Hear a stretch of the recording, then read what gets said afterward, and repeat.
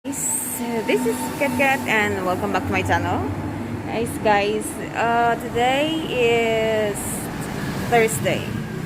Yeah, and for today's video guys, I'm going to show you on how to get a driver's license. I mean Taiwan driver's license. And for the first step guys is we need to get a physical exam sa clinic na ako guys. So I will update you later. Sa loob na tayo. And dito, kinuha ang height, kinuha ang BP, tapos kinuha rin ang dalawang ID picture. Dalawang ID picture. Tapos na. And I got my medical physical exam. Ang inaano nila guys is chinecheck nila dito guys is yung mata and yung hearing. Yeah, yun lang naman.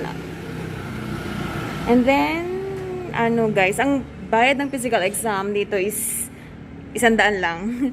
Yung ibang nabasa ko, napanood ko sa YouTube is 150 or 200, ganyan.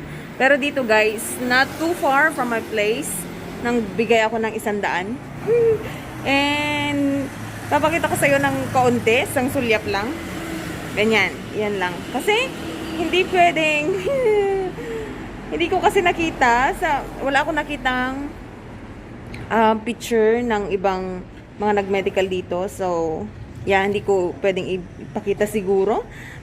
Pero, yes, I got the first step. So, kasi sabi nila dito guys, kailangan mo munang kumuha ng physical exam bago pumunta ng examination for driver's license. So, yun. See you guys on the second step.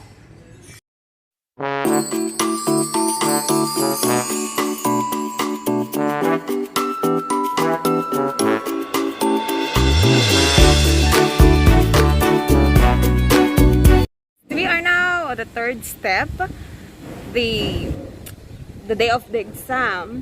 So, medyo na-nervous ako guys kasi exam na. So, biyahe muna ako with my Hello Kitty white.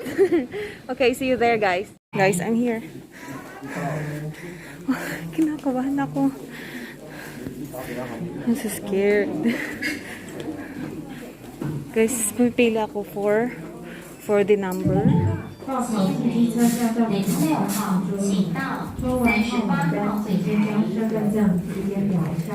Ang haba ng pila guys. Pila. My number guys is 7021. Yung number ko, so I have to wait 7011 na. Actually guys, sobrang hindi ko alam kung ano nararamdaman ko. Naghintay lang ako guys for my number. Medyo matagal silang mag-follow ng number dito. Kanina pinakita ko sa inyo 711, ngayon 716 pa lang.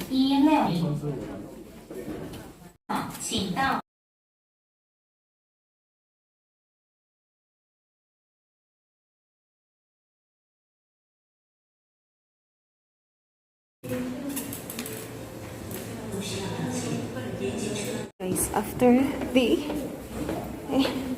seminar, 120 minutes, equivalent of 2 hours. Yeah, wala, ayun lang. Parang wala din naintindihan. Kasi for check ko, hindi nila tinatranslate ng English. So, nasa sayo yan guys, kung paano may i-explain sa sarili mo, kung paano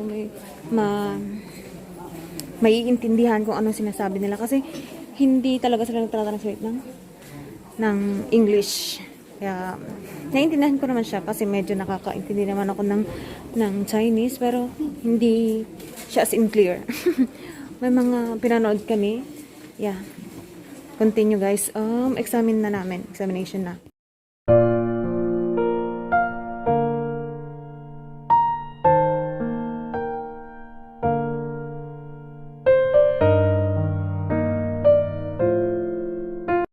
guys. Dahil failed ako. Last time. Bumalik ako dito after 7 days. So, I will gonna retake my exam. And I will update you later. Katulad nga sinasabi ko sa inyo guys kanina. Naka 98.5 ako. 98.5? Ewan ko kung bakit.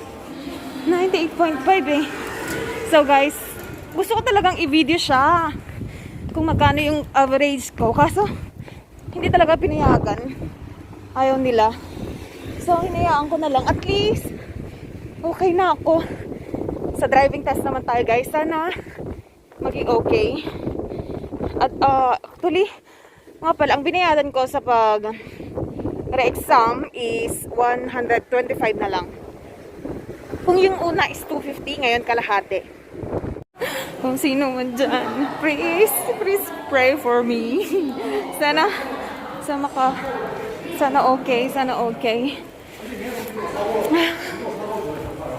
Diba? Nanginginig ako. Guys, naghihintay na ako for my license. Hindi ko alam, hindi pa ako sigurado kung pasado ba sa road test. Hindi ko na ipakita sa inyo guys kasi sobrang ako lang ang tao. Hindi ko kayang magtanong sa kanila kung pwede. Kaso sana nakapasa. Sana nakapasa, my gosh. Guys, nakuha ko na. Hindi ko alam kung anong pakiramdam. Naiiyak ako. Pero eto na siya. Nakuha ko na. Ay gosh, hindi ko alam kung anong pakiramdam ko. Pero ay, ang saya. Actually, guys, nagbayad ako ng 200 guys for the license. Hindi pa rin ako makapadako. Para akong tanga dito sa sulok na nagpapasalamat. Hindi ko alam. Ay, salamat. Diyos ko. Akala ko hindi ako pasado guys kanina kasi nakalimutan kong mag-stop ng light. Kalimutan kong patayin yung ko, which is kailangan talaga. Anyway, guys, sa mga nagbabalak mag-exam, go. Kayang-kaya niyan, gaya ng gawa ko. Failed man tayo nung una, pero hindi tayo susuko. And, sana magkaroon kayo ng aral sa video pong to. Then, that's all guys for this video. Hope you enjoy it. And if you enjoyed this video, please hit a thumbs up. And please don't forget to subscribe to my channel. Hope to see you again in my next one. God bless you all guys. Get na signing off. Bye.